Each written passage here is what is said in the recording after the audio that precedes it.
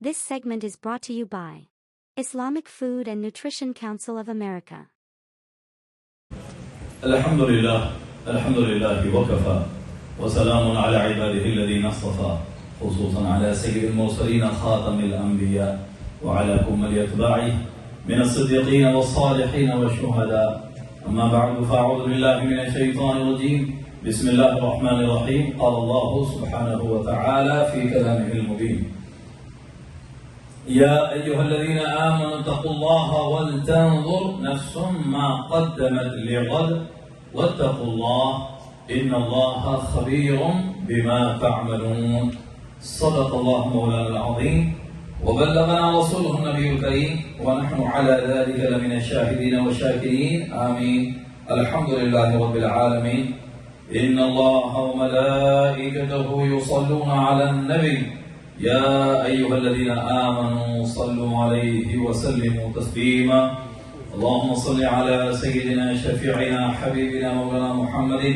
وعلى آل سيدنا محمد كلما ذكره الذاكرون وكلما غفل عن ذكره الغافلون اللہ سبحانہ و تعالیٰ کا شکر ہے جس نے ہمیں جمعہ کے مبارک موقع پر اپنی عبادت کے لیے جمع فرمایا. آج کا جمعہ ذی الحجہ کا آخری جمعہ ہے جو کہ سال 1447 ہجری 1447 ہجری کا آخری جمعہ ہے.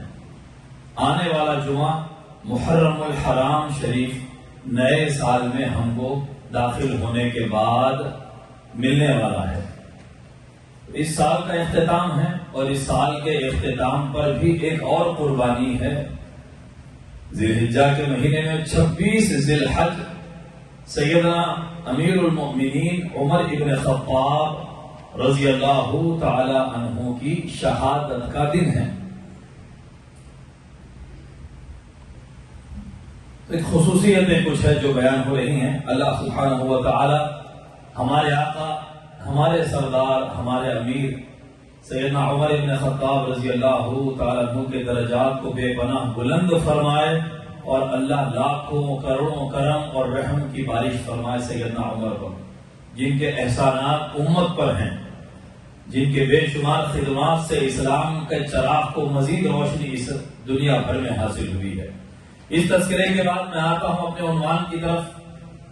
ہمارا آج کا عنوان ہے سال نو کا پیغام. آنے والے نئے سال کا پیغام ہمارے لیے کیا ہے؟ کہ ہر دن جو گزر رہا ہے وہ ہمارے حساب کے کھاتے میں جاتا جا رہا ہے اور ہم غفلتوں کا شکار ہے. اس حساب کو انڈر اسٹیمیٹ کر کے بھول کر یہ سمجھ رہے ہیں کہ اس کا حساب ہوگا کہ نہیں ہوگا, یا ہوگا تو پھر دیکھا جائے گا. قرآن ہم کو یہاں پر جھنجھوڑتے ہوئے کہتا ہے اے ایمان والو اللہ کا تقوی اختیار کرو. یا ایھا الذین آمنوا اتقوا اللہ. انسانیت سن رہی ہے اس پیغام کو, کہہ رہی ہے کہ ہاں تقوی بڑی اچھی چیز ہے, اختیار کروں گا, آج نہیں کل کروں گا, تھوڑا دن نکل جائے, تھوڑا یہ کام ہو جائے, پھر تقوی اختیار کروں گا. آگے اللہ فرمایا یا ایھا الذین آمنوا اتقوا اللہ ولتنظر نفس ما قدمت لغد. کہ ہر انسان کو دیکھتے رہنا چاہیے اس نے کل کے لیے کیا بھیجا ہے, اپنا سامان کیا بھیجا کل, یعنی یوم حساب کے لیے, قیامت کے میدان کے لیے اپنا کیا عمل وہاں پر بھیجا. ہر حساب کرتے رہنا چاہیے. وَلْتَنْظُرْ نَفْسٌ مَا قَدَّمَتْ لِغَدٍ. One more time, وَاتَّقُوا اللَّهَ. اللہ کا تقوی, ایک آیت میں 2 بار اللہ کا تقوی اختیار کرو. ان اللہ خبیر بما تعملون. اللہ خبردار ہے ان کاموں سے جو تم کر رہے ہو. اللہ غافل نہیں ہے. وما اللہ بغافل. ایک اور مقام پر کہا اللہ غافل نہیں ہے تم جو کر رہے ہو ان کاموں سے. خبیر کے معنی چھپی ہوئی چیزوں کو بھی جاننے والا. ہم ظاہر کیا کر رہے ہیں, ہم چھپا دل میں کیا رہے ہیں, ہماری نیتیں کیا ہے, ہم کیسے بن سمجھ کے دنیا کے سامنے آ رہے ہیں. اللہ تعالیٰ ہر شے کی خبر رکھتا ہے, وہ ہم کو ہم سے بہتر سمجھتا ہے. اسی لیے ہمیں فرما رہا ہے کہ تقوی اختیار کرو, تقوی اختیار کرو, اللہ کا تقوی اختیار کرو. اللہ اکبر. حضرات محترم, انسانی زندگی میں آپ سبحانہ و تعالی نے وقت کی ایک بڑی نعمت عطا فرمائی ہے. یہ جو وقت گزر رہا ہے اس میں ہم با اختیار ہیں، جو چاہے کریں. اس میں ہم کو پورا اختیار ہے. اگر حسنات اور نیکیاں جمع کریں گے اکاؤنٹ اس قدر بھرتا جائے گا، اتنا بھرتا جائے گا کہ دنیا کے کسی بڑے دولت مند کے پاس اتنی دولت نہیں ہوگی جو نیکیوں کے رغبت کرنے والے کے پاس ہوتی ہے. تو اللہ سبحانہ و تعالی ان لوگوں کو ترقی عطا کرتا ہے جو وقت کی قدر کرتے ہیں، جو اپنے وقت کو ضائع نہیں کرتے، کیلکولیشن کر کے اپنے وقت کو صحیح یوٹیلائز کیا کرتے ہیں. ان لوگوں کو اللہ سبحانہ و تعالیٰ ترقی عطا کرتا ہے. جو قومیں وقت کی قدر نہیں کرتی کس وقت میں کیا کرنا ہے، اگر کوئی جو قوم اس کی قدر نہیں کرتی وہ قوم ذلت، رسوائی، ہلاکت اور غلامی کا شکار بن جاتی ہے. تاریخ ہمارے سامنے ہے انسانیت کی. جن لوگوں نے وقت کی قدر کی، محنت کی، تو پھر ہم کو اسکول میں پڑھایا جاتا تھا نا صاحب، اورنگزیب عمر ساری گھوڑے کی پیٹھ پہ گزارا، یعنی جنگ ہر جگہ فائٹ، عمر تمام محنت کیا، سلطنت کے دائرے وسیع رہے، بعد کشادہ پر بیٹھے رہتے تھے، کھاتے تھے، پیتے تھے، دولت کے مزے اڑاتے تھے. برٹش آئے اور غلام بنا کے برما کی جیل میں ڈال دیا. کیا کہا امجد حیدرآبادی نے، آدمی کام کا نہیں رہتا، عشق میں یہ بڑی خرابی ہے. یہ اقبال کا شعر کہہ رہا ہوں کہ کامیابی کچھ اور چیز نہیں، یہ امجد حیدرآبادی کا شعر ہے. کامیابی کچھ اور چیز نہیں، کام کرنا ہی کامیابی ہے. اگر آپ کام کر رہے ہیں اس کا ریٹرن جو بھی لمیٹڈ بھی اگر مل رہا ہے، آپ کام کر رہے ہیں، محنت آپ کو پسند ہے، آپ کامیاب انسان ہیں. اگر آپ کا پلان یہ ہے کہ کچھ آ جائے اور میں آرام سے بیٹھ جاؤں، آپ لیزی ہیں، آپ وقت ضائع کرنے والے ہیں. دنیا میں بھی آخرت میں بھی ترقی آپ کے مقدر میں نہیں ہو سکی. وقت کی بڑی اہمیت ہے اسلام میں، اسی لیے فجر کا وقت مقرر، ظہر کا وقت مقرر، نمازوں کا وقت مقرر ہے، افطار اور سحر کا وقت مقرر ہے ہمارے پاس. اس کے بعد باضابطہ ان ٹائمز پر بھی ڈیبیٹس ہے، فقہی مذاہب ہیں. وقت کو اتنا اہمیت دی ہے اسلام میں کہ اس کا وقت ان نمازوں کا اس کا ایک وقت ہے، اس عمر سے پڑھنا ہے، ان دنوں میں یہ نہیں کرنا ہے. زکات کے لیے اتنا ڈیوریشن کمپلیٹ ہو تو پھر زکات ہے. پورا ٹائم مینجمنٹ آپ کو اسلام میں بہترین انداز میں دیگر مذہبوں کے مقابلے میں آپ کو اسلام میں بہتر سے بہتر ٹائم مینجمنٹ آپ کو دین سکھاتا ہے. یہ صرف عبادتوں کے لیے بھی نہیں ہے، اپنی زندگیوں میں بھی ٹائم مینجمنٹ، دنیاوی معاملات میں، اپنے ہر کاروبار میں اس کو داخل کرنے کے لیے اسلام نے ہم کو ڈسپلن سکھایا ہے. ٹھیک ہے صاحب، دعوتوں میں ٹائم کسی کو کچھ دیا ہے اور دلہا دیر سے آ رہا ہے، دعوت دینے والا وعدہ کر کے مکر جانے والا، یہ سارے غیر اسلامی اعمال ہیں. بھلے ہی دیر سے آنے والا متقی پرہیزگار کیوں نہ ہو، ہوتے ہیں اللہ کے پاس. تہجد، روزہ، زکات، حج آپ کا پرسنل ہے. لوگوں کے ساتھ آپ ڈیل کیسے کرتے ہو، آپ کا معاملہ کیسا کرتے ہو، اللہ کے پاس اس کی بڑی اہمیت ہے. ایمان کے بعد سب سے حضور صلی اللہ علیہ وآلہ وسلم نے فرمایا کہ تم میں سب سے زیادہ کامل ایمان والا وہ ہے جس کے اخلاق سب سے اعلیٰ ہے. اخلاق، لوگوں سے میل جول جس کا جتنا اچھا ہے اس کا ایمان اتنا کامل ہوتا ہے. اب آئیے صاحب اس وقت کی نعمت کی طرف، کیونکہ آنے والا سال ہمیں پیغام دے رہا ہے. پچھلا سال چھوڑ کر آئے ہو، آؤ دیکھ لو تو صحیح اس سال میں تم نے کیا کیا کیا، حساب کر لو. زندگی کا ایک سال کم ہو گیا، نئے سال میں داخل ہو رہے ہو، انسانیت قیامت کی طرف بڑھتی جا رہی ہے. آنے والا سال کہہ رہا ہے کہ تم کتنی قدر کر کے آئے ہو اس وقت کی جو پھر پلٹ کر آنے والا نہیں ہے. اب ہم میں داخل ہو گئے تو پھر تم کیا کرنے والے ہو، کیا ارادہ لے کر آ رہے ہو. 1448 میں یہ سال پیغام دے رہا ہے. اور یہ حدیث صحیح بخاری کے حضور نے فرمایا، قال نبی صلی اللہ علیہ وآلہ وسلم نعمتان مغبون فیہما کثیر من الناس الصحۃ والفراغ. دو نعمتیں ایسی ہیں جس سے اکثر لوگ غفلت میں ہیں، ان کو شعور نہیں ہے. دو عظیم بہت بڑی نعمتیں ہیں، ایک صحت، ہیلتھ، اور دوسری فراغت. جو وقت میسر ہے، جتنے گھنٹے دن میں جب بھی ویکیشن ہو رہا ہے یا جتنا بھی آپ کے پاس فارغ وقت ہے، اس وقت کو صحیح یوٹیلائز کیا جائے. آپ کا اپنا حق ہے، گھر والوں کا حق ہے، رشتہ داروں کا بھی حق ہے، اس کے ساتھ اللہ کا بھی حق ہے. اس وقت میں ہر وہ کام کیا جائے جس سے اللہ راضی ہوتا ہے. بجائے اپنے وقت کو دنیاوی لہو و لعب میں پورا کمپلیٹ صرف کر دینے کے اپنے وقت کو، فراغت کو غنیمت جانے. آج فراغت ہے، صحت ہے، آج جان ہے باڈی میں، کچھ نیکی کر سکتے ہیں. کل وہ وقت آنے والا ہے کہ آپ عبادت کے قابل نہیں رہو گے، یا صحت تو رہے گی، اللہ آپ سے ٹائم چھین لے گا. ٹائم جب اللہ لے لیتا ہے کسی کے پاس فرصت ہی نہیں ہوتی، دولت رہتی ہے اس کو صحیح خرچ نہیں کر سکتا، وہ اپنی زندگی میں سکون ختم ہو جاتا ہے جب کسی کی فراغت اللہ چھین لیتا ہے.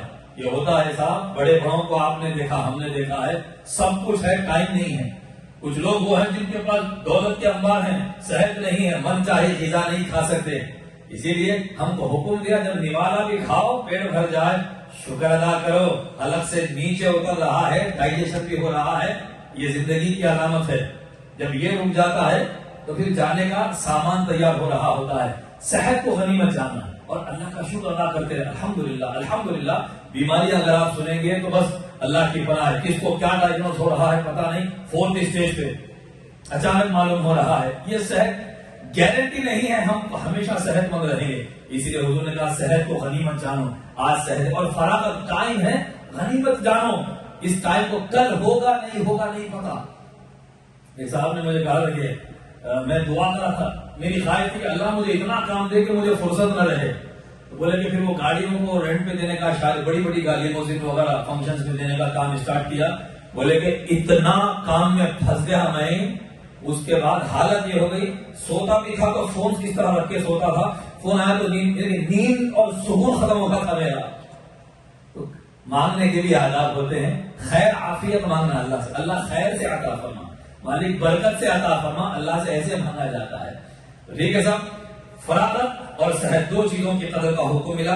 مزید ایک اور حدیث میں سرکار نے ارشاد فرمایا، یہ امام بیہقی نے دلائل النبوہ میں نقل کیا، عمر بن محمود روایت کرتے ہیں کہ سرکار نے ایک آدمی کو ارشاد فرمایا، اغتنم خمسا قبل خمسین، 5 چیزوں کو 5 چیزوں سے پہلے غنیمت سمجھ لو. یعنی کہ یہ کل ہوگا نہیں ہوگا پتا، آج قدر کر لو، اس اپورچونٹی کو قدر کرتے ہوئے استعمال کر لو. شبابک قبل حرمک، جوانی کو بڑھاپے سے پہلے غنیمت سمجھو. جب تک جوان ہو، تندرست ہو، زیادہ سے زیادہ اللہ کو راضی کرنے والے کام کر لو. جب بڑھاپا آئے گا تو لے کر ہی جائے گا. جوانی غنیمت ہے، جوانی کے سجدے اللہ کو پسند ہے، جوانی کے صدقات اللہ کو زیادہ پسند ہے. بوڑھوں کی عبادت بھی پسند ہے، مگر جوانی کی عبادت اللہ کو بہت پسند ہے. وصحتک قبل سقمک، بیمار ہونے سے پہلے صحت کو غنیمت سمجھ لو. وغناک قبل فقرک، تنگ دستی سے پہلے، مالی تنگی سے پہلے تمنگری کو. فائنینشیل اسٹیٹس اچھا ہے تو غنیمت ہے، کل ہوگا نہیں ہوگا گارنٹی نہیں ہے، اس کو بھی غنیمت. تمنگری ہے، اللہ کی راہ میں جو کر سکتے، اپنی ضرورت سے زیادہ جو ہے جہاں تک ہو سکے اللہ کی راہ میں سوچے سمجھے بغیر خرچ کرتے جاؤ. اور وہ فراغت قبل شغلک، اور فری ٹائم کو مصروف ہونے سے پہلے غنیمت سمجھ لو. وحیاتک قبل موتک، اور مرنے سے پہلے زندگی کو غنیمت سمجھو. یہ زندگی بہت بڑی نعمت ہے. یہ ایک سانس بہت بڑی نعمت ہے صاحب. جہاں سائنس آج جب یہ رک جائے، سائنس عاجز آ جاتی ہے، پوری دنیا کی طاقت عاجز آ جاتی ہے. ایک سانس کی 1000 بار بھیک مانگنے پر بھی کوئی خیرات نہیں دے سکتا. یہ جو فری آکسیجن اور دھڑکن آپ کو ہم کو مل رہا ہے، اللہ نے کہا یہ بہت بڑی نعمت ہے، اس کو غنیمت جان لو.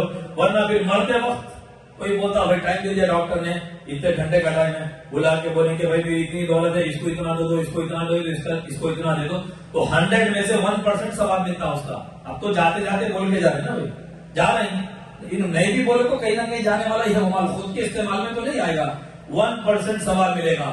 مگر صحت مند رہتے ہوئے جب اللہ کی راہ میں دیتا ہے تو 100% سے زیادہ ثواب ملتا ہے. قرآن نے کیا کہا، وَأَنفِقُوا مِمَّا رَزَقْنَاكُم مِّن قَبْلِ أَن يَأْتِيَ أَحَدَكُمُ الْمَوْتُ، اللہ کی راہ میں مال خرچ کرو اس سے پہلے کہ موت آ جائے اور وہ کہنے لگے یا ربی لولا اخرتنی الى اجل قریب فاصدق واکن من الصالحین الى اجل، اے اللہ مجھے پھر واپس میں تھوڑی مہلت دے دے. مرتے مرتے یہ کہے گا اب مجھے تھوڑی مہلت دے دے، اب میں نیک بن جاؤں گا اور تیری راہ میں خوب خرچ کروں گا. یہ کسی کو ملنے والا نہیں ہے. تو موت سے پہلے حیات کو غنیمت سمجھیں. اور حضور نے ارشاد فرمایا، یہ کنز العمال کے لیے حدیث ہے، آقا نے فرمایا کہ آدمی سے 4 چیزوں کے بارے میں جب تک سوال نہیں ہوگا اس کے قدم میدان محشر میں جمنے نہیں دیے جائیں گے. یعنی کہ بڑے امپورٹنٹ سوال ہے. عن عمرہ فیما افنا، عمر کن کاموں میں گزارا، جوانی کہاں لگایا، بڑھاپا کیا کرا، ادھیڑ عمر کیا کیا. وعن جسدہ فیما ابلا، بدن کو کن کاموں میں لگایا. وعن مالہ من این اکتسبہ وفیما انفقا، مال کہاں سے کمایا، کہاں خرچ کیا. وعن حب اہل البیت، چوتھا سوال اہل بیت نبی کی فیملی سے محبت کے بارے میں ہوگا. یہ 4 سوال جب تک نہیں جواب نہیں دے دیے جائیں گے آدمی کو میدان محشر میں صحیح ٹھہرنے نہیں دیا جائے گا. کسی نے پوچھا یا رسول اللہ فما علامت حبکم یا رسول اللہ، آپ کی اہل بیت سے محبت کی پہچان کیا ہے یا رسول اللہ؟ تو سرکار نے اپنا ہاتھ علی شیر خدا کے کانوں پر رکھ کر فرمایا، علی کا چاہنے والا اہل بیت کا چاہنے والا ہے. یہ ایمان ہے، یہ حدیث رسول ہے. یہ شیعہ سنی کی باتیں یہ امت نے بنا لی ہے. یہ قرآن اور حدیث ہے. اہل بیت کی محبت آپ پہ مجھ پہ واجب ہے. اور جب تک اہل بیت کی محبت کا وہاں سوال ہونے والا ہے، پریپریشن ہمیں کرنا ہے. مال کے بارے میں، بدن کے بارے میں، ان سب کا چیزوں میں پریپریشن کرنا ہے. جن چیزوں میں غلطیاں ہوئی توبہ استغفار کر لینا، بدن توانا رکھنا، صحت مند رکھنا کہ اس سے میں اللہ کی راضی کرنے والے کام کروں گا. تو ایسی ایکسرسائز بھی عبادت ہوگی، ایسا جاگنگ بھی آپ کے لیے عبادت ہے، اور ایسی محنت اسپورٹس میں بھی آپ جائیں، صحت بناؤں تو اللہ کی رضا کے کام کروں، وہ بھی عبادت بن جاتا ہے لمٹ میں. ایسا 13 گھنٹے کا میچ کھیل کے عبادت کروں بولیں گے آپ، یہ تو ہے عبادت نہیں، لمٹ ہے ہر چیز کی ہے. تو یہ سارے کام، پھر مال پاکیزہ ہو، خرچ بھی اللہ کی رضا کے لیے ہو، پھر اہل بیت کی محبت. یہ سوال بڑے اہم ہیں. اللہ تعالیٰ سے ہم دعا کرتے ہیں کہ آنے والے سال کو اللہ تعالیٰ ہمیں قدر کرتے ہوئے اس میں عبادتوں کے لیے ہم کو تیار رہنے، اور جن چیزوں کا سرکار مدینہ نے ہمیں حکم دیا، قرآن نے ہمیں حکم دیا، اس پر ہم کو عمل کی توفیق عطا فرمائے. وصلی اللہ تعالی علی خیر خلقہ سیدنا محمد وآلہ وصحبہ والحمد للہ رب العالمین.